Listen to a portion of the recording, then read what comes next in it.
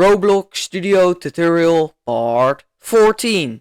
In this video I'm gonna teach you about parameters. And parameters are basically placeholders for information in a function.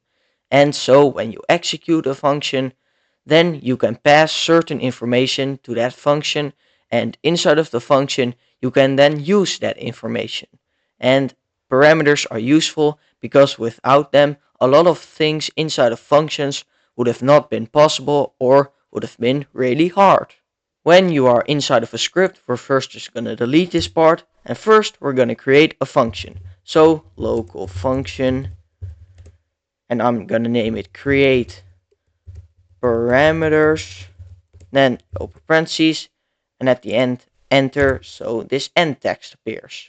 We have created the function, and now we are going to create the parameters. But parameters are not being created inside of the function itself, but in the open parentheses of the function.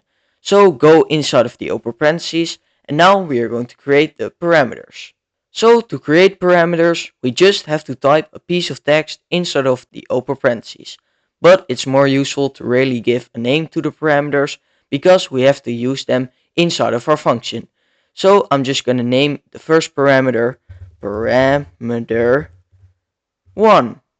And to separate the parameters, so to create more parameters, we have to separate them by a comma.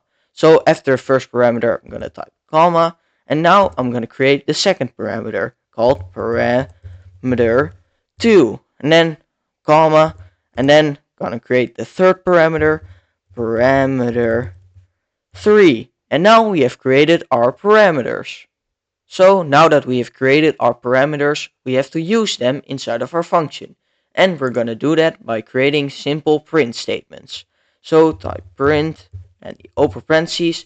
And inside of the open parentheses, we are going to type the name of the first parameter. So for me, that's going to be parameter 1.